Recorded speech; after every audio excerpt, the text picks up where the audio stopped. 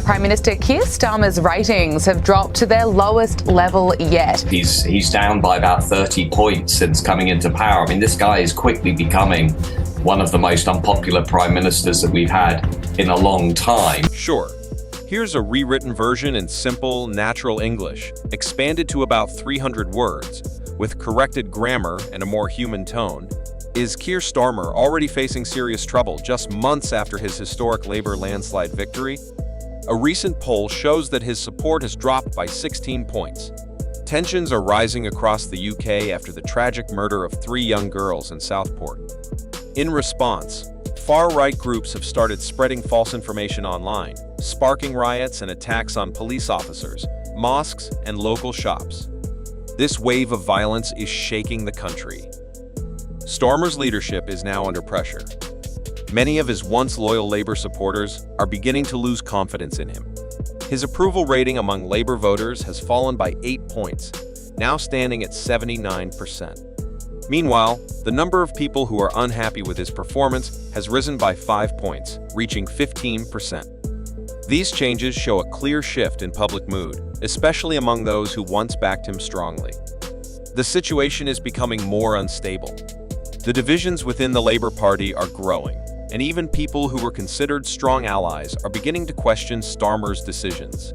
The unrest across the nation, combined with dropping support from his base, puts his position at risk. Many are now wondering whether Starmer can hold on to his leadership. His popularity is fading just as quickly as it rose, and the support he once enjoyed is no longer guaranteed. The challenges he faces, both from angry citizens and from within his own party, are mounting. With trust declining and opposition growing stronger, Starmer's future as Prime Minister is uncertain. Can he handle this rising unrest, or will internal tensions bring his time in power to an early end? Would you like a version optimized for a news article, social media, or a speech? Down by about 30 points since coming into power. I mean, this guy is quickly becoming one of the most unpopular prime ministers that we've had in a long time. In fact, as I'm talking to you only a couple of hours ago, we had a new poll out this evening showing that compared to when Labour won the election at the beginning of July, Keir Starmer's ratings are down 36 points. So people really haven't warmed to him at all. He's now minus 13, which I guess if you don't know what that means, he's not too far off what we'd call Prince Harry territory. Point.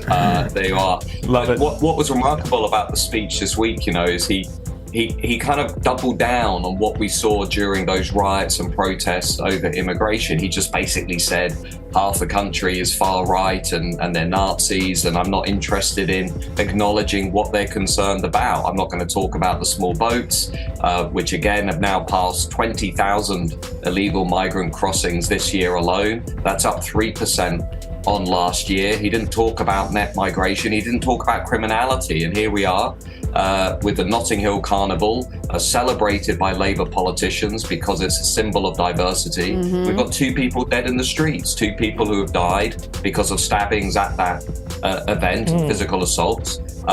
It's a controversial point maybe, but more people died at the Notting Hill Carnival, apparently celebrating diversity, than died during the immigration protests. Nobody, to my knowledge, actually died during those protests. So again, this notion of 2-tier Britain, this notion of different groups and different events being treated differently according to the politics is really now ringing loudly across the country. It's no secret that many people on the left have a very strong dislike of Margaret Thatcher, although what is interesting is that picture, or the portrait was actually put up, I think I'm right in saying, by Gordon Brown, the Labour Prime Minister. And of course, Gordon Brown invited Margaret Thatcher to number 10 Downing Street. And I think actually what you're seeing is something of a changing of the guard on the left, a new, more intolerant, authoritarian left party than perhaps what it used to be. The other story this week that's really annoyed people is the Deputy Prime Minister Angela Rayner being seen clubbing in Ibiza at a night, which it costs €200 to get into and 20 or 30 euros for a drink,